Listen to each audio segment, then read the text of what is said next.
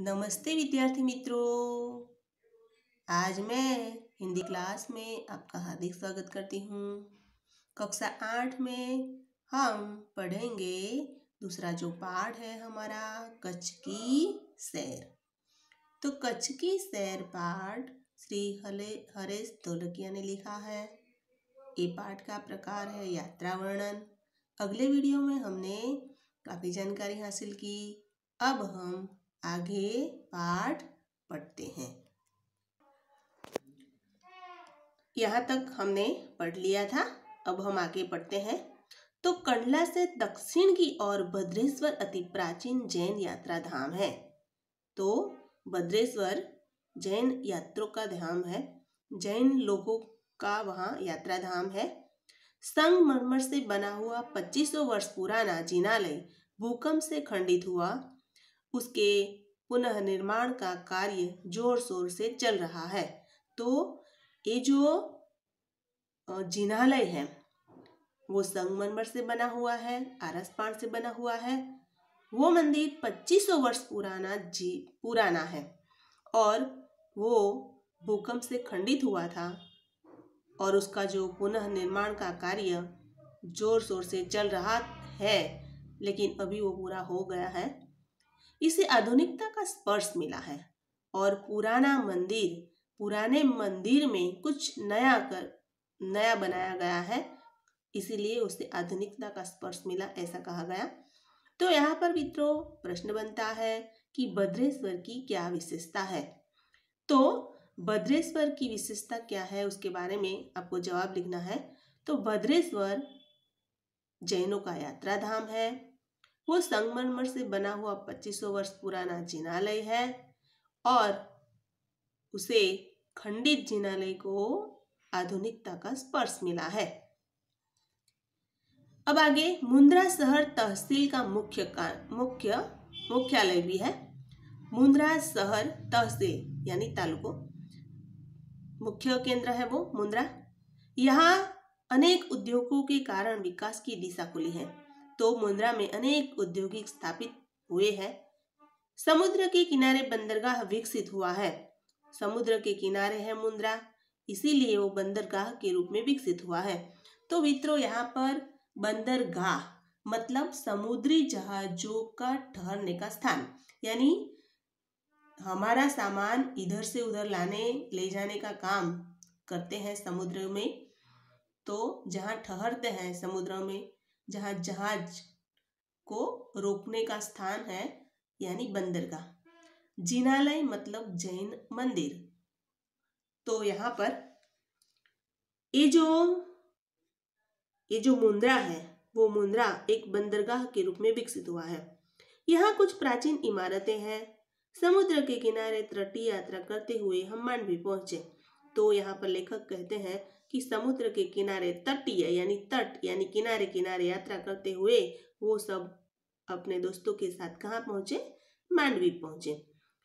मांडवी अति सुंदर बंदरगाह है। मांडवी जो है बहुत सुंदर बंदरगाह है, बड़ा प्राचीन नगर है और ये जो नगर है प्राचीन है। यह जो शहर है, यानी कौन सा शहर? मांडवी। तो मांडवी में राजा का महल, पवन चक्किया और समुद्र किनारा देखने के लिए वहाँ आपको अच्छी तरह से दिखने को मिलेंगे। तो राजा का महल, पवन चक्किया तथा समुद्र तट के किनारे के कारण ये जो मांडवी है अधिक दर्शनीय बन गया है। यहाँ VRTI ग्राम्य संस्था 72 जिनालय है। पास ही बिदड़ा गांव में अंतरराष्ट्रीय अस्पताल भी है। अंतरराष्ट्रीय यानी एक दूसरे राष्ट्रों को जोड़ने वाला अस्पताल। मांडवी से आगे चलते हुए ठुमरा, कोठीरा, सुगरी और जखो जैसे महत्वपूर्ण गांव आते हैं। तो मांडवी से आगे चलते हैं तो वहां पर हमें ठुमरा दिखने को मिलेगा, कोठीरा, सुगरी और जखो जैसे महत्वपूर्ण स्थान यानी महत्वपूर्ण गांव दिखने को मिलेंगे। जैनों का प्राधान्य यहाँ नजर आता है। वहां पर जैन लोग अधिकतर है। नलिया शहर तहसील का केंद्र है। नलिया जो है वो तहसील का केंद्र है। यहाँ वायुसेना का मुख्य अड्डा भी आपको देखने को मिलेगा, यानी वायुसेना का मुख्य अड्डा भी यहाँ पर है। तो इस तरह विद्यार्थी मित्रों, यहाँ पर आपको कई बार प्रश्न पूछा जाता है कि कच्छ के 3 बड़े शहर की विशेषता क्या है। तो कच्छ के 3 बड़े शहरों में आप मांडवी को ले सकते हैं, बराबर। तो मांडवी में क्या देखने को मिलेगा? पवन चकिया, राजा का महल, समुद्र तट, बिदड़ा गांव है पास में, 72 जिनालय है, वो सब उसकी विशेषता है, बराबर। अब हम आगे पहुंचते हैं। तो नलिया से 1 घंटे की यात्रा करने के बाद नारायण सरोवर आता है। नलिया से आप 1 घंटे की यात्रा करेंगे तभी आपको नारायण सरोवर दिखने को मिलेगा। और नारायण सरोवर की विशेषता यह है कि वो अति प्राचीन है, पौराणिक भी है और धार्मिक स्थान भी है। यह स्थान को रामायण काल का माना गया है। जब राम थे तब का वे स्थान माना गया है। वहाँ कोटेश्वर नामक दर्शनीय मंदिर भी है, जहाँ से कहा गया है कि वहाँ से रावण गुजरा था, यानी सीता मैया को लेकर रावण वहाँ से गुजरा था, ऐसा माना गया है। यह पूरे भारत का प्राचीन स्थान माना जाता है। सूर्योदय और सूर्यास्त दर्शन यहाँ का बड़ा ही आकर्षण का केंद्र है। तो विद्यार्थी मित्रों, वहाँ पर आप सूर्योदय यानी सूर्य कैसे उदय होता है और कैसे अस्त होता है उसका नज़ारा देख सकते हैं अच्छी तरह से। फिर लेखक नारायण सरोवर से आगे की यात्रा उन्होंने शुरू की। तो वहां पर लखपत आता है, जो अति प्राचीन स्थान है। लखपत अति प्राचीन स्थान है। गुरु नानक की रज चरण रज से पावन इस भूमि पर गुरुद्वारा भी है। तो चरण रज यानी चरणों की धूल, यानी पांव की धूल, रज यानी धूल। तो गुरु नानक की चरण रज से पावन इस भूमि पर गुरुद्वारा भी है। एक समय का समृद्ध शहर आज जीर्णावस्था में होते हुए भी दर्शनीय है। यानी ये जो लखपत है वो एक समृद्ध शहर था, लेकिन आज वो जीर्णावस्था में है और जीर्णावस्था में होते हुए भी वो दर्शनीय है। यहाँ एक किला है, उसके बगल में पानगरो खनिज संपत्ति के लिए प्रसिद्ध है। तो यहाँ पर एक किला है, उसके पास में बगल यानी पास में पानगरो संपत्ति के लिए प्रसिद्ध है। साथ ही विद्युत निर्माण का यह केंद्र है। विद्युत निर्माण का केंद्र पानगरो है। लखपत से मध्य कच्छ की ओर बढ़ते हुए हाजी पीर मुसलमानों के लिए श्रद्धा का केंद्र आता है। तो यहाँ पर ये जो लखपत से हम मध्य की ओर आगे पहुंचते हैं तो वहां पर आपको हाजी पीर देखने को मिलेगा। वो हाजी पीर मुसलमानों के लिए एक श्रद्धा का केंद्र है। हाजी पीर यानी दरगाह है वहां पर। तो मित्रों, यहाँ पर भी प्रश्न पूछा जाता है कि हाजी पीर की क्या विशेषता है, बराबर। तो आप जवाब में लिखेंगे, क्या लिखेंगे कि हाजी पीर मुसलमानों के लिए श्रद्धा का केंद्र है। यहाँ पीर का मजार है। पीर का मजार है हाजी पीर में। रेगिस्तान की झांकी यहाँ से होती है। रास्ते में माता का मठ आता है, वो धार्मिक स्थान है। माता का मठ आज भी कई लोग वहाँ मानता रखते हैं और वहाँ दर्शन के लिए जाते हैं। जैसे हम अंबाजी जाते हैं उसी तरह ये माता का मठ भी अति प्राचीन धार्मिक स्थान है, जहाँ नवरात्रि के पर्व पर लोग पद यात्रा करते हुए श्रद्धा भाव से दर्शनार्थ आते हैं। तो नवरात्रि के समय भी उसकी बहुत बड़ी विशेषता है और नवरात्रि के समय कई लोग दर्शन करने के लिए पांव यानी चलते हुए वहां पर यात्रा करते हैं, श्रद्धा भाव से दर्शन के लिए वहां पर जाते हैं। आगे नखत्राणा प्राकृतिक नजारों का केंद्र है। आगे पहुंचते हैं तो लेखक जैसे जैसे आगे पहुंचे, तट की यात्रा करते हुए आगे आगे पहुंचे और क्या देखा उसकी बात उन्होंने यहाँ पर बताई है। लेखक नखत्राणा वहां पर पहुंचे नखत्राणा, और उन्होंने बात बताई है कि नखत्राणा प्राकृतिक नजारों का केंद्र है। वहाँ प्राकृतिक सौंदर्य आपको देखने को मिलेंगे, बहुत जैसे जंगल में कैसे प्राकृतिक नई नई वनस्पति होती है, इस तरह। रास्ते में चौक्स, पुरेश्वर मंदिर, वांढाई जैसे मनोहारी प्राचीन स्थान भी दिखने को मिलेंगे। तो जैसे जैसे आप आगे बढ़ते जाएंगे वहाँ पर चक्स मिलेगा, पुरेश्वर मंदिर मिलेगा, वांढाई जैसे मनोहारी प्राचीन स्थान भी आपको देखने को मिलेंगे। अब कच्छ का मुख्य केंद्र है भुज, बराबर। पहले भी मैंने प्रश्न बताया कि कच्छ के 3 बड़े शहर की क्या विशेषता है। तो सबसे बड़ा शहर क्या बताया मैंने, मांडवी, बराबर। अब बात आई भुज की। भुज भी कच्छ का बड़ा शहर है। तो भुज पहुंचते ही उसके वैभव का परिचय होता है।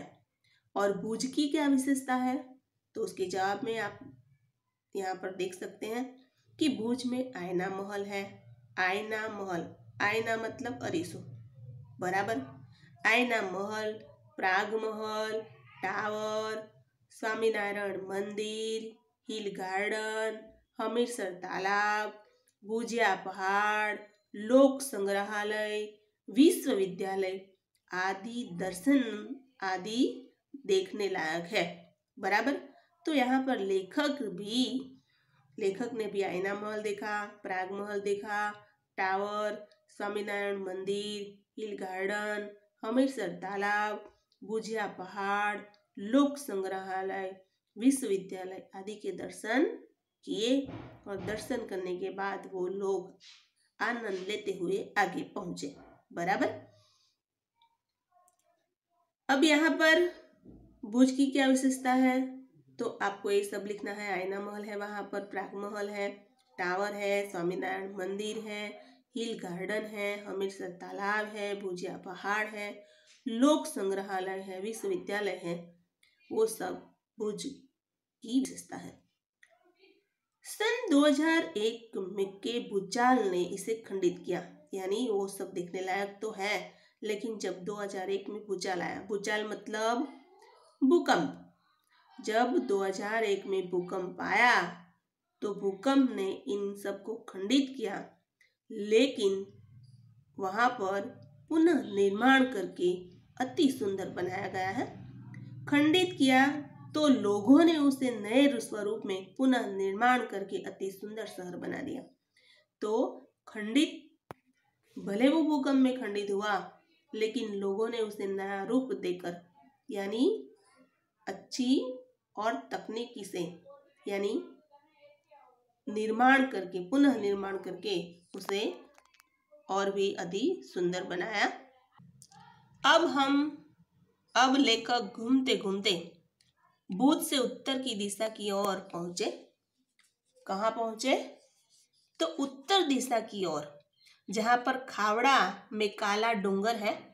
खावड़ा में क्या है, काला डूंगर है। पहाड़ पर चढ़कर रेगिस्तान की झांकी करना एक अनूठा अनुभव है। अनूठा यानी अनोखा, बराबर। तो भुज से उत्तर की ओर खावड़ा में काला डूंगर है। उन सब लोगों ने काला डूंगर देखा। फिर पहाड़ पर चढ़कर उन्होंने रेगिस्तान की झांकी देखी और पहाड़ पर चढ़कर रेगिस्तान का नजारा देखा। एक अनूठा अनुभव उनके लिए था, अनोखा अनुभव था। सरकार एवं स्थानीय जनता द्वारा रणोत्सव का आयोजन होता है। तो यहाँ पर काला डूंगर जो है, वहां पर सरकार क्या करती है, रणोत्सव का आयोजन करती है। आपने भी कई बार सुना होगा कि रणोत्सव में काफी कुछ देखने को मिलेगा। जैसे आपने तारक मेहता सीरियल देखी होगी, वहाँ रणोत्सव में जो जेठालाल कैसे फंस गए थे, बराबर, आगे ऊंट सवार होकर ऊंट आगे निकल गया था। तो रणोत्सव का आयोजन वहां पर होता है, बराबर। रणोत्सव में कई सारे प्रोग्राम होते हैं और बड़े बड़े लोग भी, जैसे हम नाटक, जैसे नृत्य करते हैं, इस तरह अलग अलग कृतियां पेश की जाती हैं। देश भर से लोग यहाँ आते हैं और रणोत्सव का आनंद लेने के लिए देश भर से लोग यहाँ पर आते हैं। सफेद रेगिस्तान को देखना एक आनंददायी घटना है और फिर वहाँ रेगिस्तान भी है जो सफेद रेगिस्तान से प्रसिद्ध है और उसे देखना एक आनंददायी घटना है। तो विद्यार्थी मित्रों, यहाँ पर एक रेगिस्तान यानी रणोत्सव का आयोजन यहाँ पर होता है, वो देखने लायक है। आप भी अपने परिवार के साथ कभी रणोत्सव देखने को जाना, बहुत बड़ा मजा आएगा। अब हम पहुंचे भुज से अंजार की ओर, बराबर। तो यहाँ पर हम पहुंचे भुज से अंजार की ओर। हम यानी यहाँ पर जो लेखक है उसकी बात है, हम तो पाठ से आगे पहुंचे। भुज से अंजार भी जाया जाता है। आगे बढ़ते ही सृजन संस्था में यहाँ की प्रजा की हस्तकला का परिचय होता है। तो जैसे जैसे आगे पहुंचते हैं वहाँ पर सृजन संस्था आती है और वहाँ जो प्रजा है, वहाँ की जो प्रजा है, उन्होंने अपने हाथ से बनाया हुआ हस्तकला यानी हाथ से बनाई हुई वस्तु वहाँ पर आपको देखने को मिलेगी। जैसे पर्स हैं, फिर कई लोग वहाँ जाते हैं तो क्या चनिया चोली लाते हैं इस तरह। फिर कुछ यानी हस्तकला यानी भरत गुंथन से बना हुआ वहाँ से कुछ न कुछ लाते हैं। तो ये हस्तकला का नज़ारा आपको यहाँ पर देखने को मिलेंगे। वहाँ पर जेसल तोरल की स्मृति से मंदिर बना है जो ऐतिहासिक स्थान है और वहाँ आप पहुँचेंगे तो आपको जेसल तोरल की स्मृति से बना हुआ मंदिर देखने को मिलेगा। जेसल तोरल समाधि, बराबर। तो जेसल तोरल की समाधि एक प्रेम का प्रतीक है। वहाँ आपको वो मंदिर देखने को मिलेगा। वो जो मंदिर है ऐतिहासिक मंदिर है। यहाँ से आदिपुर तथा गांधीधाम भी जा सकते हैं और वहाँ से आप जेसल तोरल से आगे आदिपुर तथा गांधीधाम भी जा सकते हैं। सूरजबारी नामक स्थान से हमारी कच्छ की यात्रा पूर्ण होती है जो अविस्मरणीय स्मृतियां छोड़ जाती हैं। तो विद्यार्थी मित्रों, यहाँ पर भी कई बार प्रश्न पूछा जाता है कि कच्छ की यात्रा कहाँ पूर्ण होती है। तो आप क्या लिखेंगे? कच्छ की यात्रा सूरजबारी नामक स्थान से पूर्ण होती है, बराबर। जो अविस्मरणीय स्मृतियां छोड़ जाती है। कहा जाता है कि कच्छ नहीं देखा तो कुछ नहीं देखा। यहाँ पर एक बात बताई गई है कि आपने सारी पृथ्वी देखी, बहुत बड़े बड़े विदेश में पहुँच गए, लेकिन अगर कच्छ नहीं देखा तो कुछ नहीं देखा, ऐसा कहा गया है। तो विद्यार्थी मित्रों, आप भी कच्छ देखना मत भूलना, बराबर। अपने परिवार के साथ अवश्य देखने जाना। कच्छ गुजरात का गौरव है। कच्छ क्या है? गुजरात का गौरव और दुनिया भर के लोगों के लिए किसी भी मौसम में दर्शनीय एवं आकर्षण का केंद्र है। तो गुजरात का गौरव है कच्छ। दुनिया भर के लोगों के लिए कोई भी मौसम में आप कच्छ देखने जाए तो भी वो आकर्षक है, आकर्षण का केंद्र है, दर्शनीय स्थान है। तो आप कोई भी मौसम में कच्छ देखने जा सकते हैं। तो विद्यार्थी मित्रों, यहाँ पर हमारा पाठ पूर्ण होता है। अब आपको स्वाध्याय लिखना है। ये जो शब्दार्थ है वो शब्दार्थ भी आप अपनी नोट में लिखेंगे, बराबर। और यहाँ पर ये जो अनुवाद है वो अनुवाद आप कहाँ लिखेंगे? निबंध की नोट में। निबंध की नोट में आप गुजराती लिखेंगे, बाद में हिंदी अनुवाद लिखेंगे, बराबर। परीक्षा में भी पूछा जा सकता है। ये अनुवाद आप अवश्य लिखना। और ये जो हमारा पाठ है उस पाठ के आधार पर आपको निबंध लिखना है, मेरा यादगार प्रवास, बराबर। अथवा ऐतिहासिक स्थान की मुलाकात। तो विद्यार्थी मित्रों, हम अगले वीडियो में मिलेंगे, तब तक के लिए नमस्ते।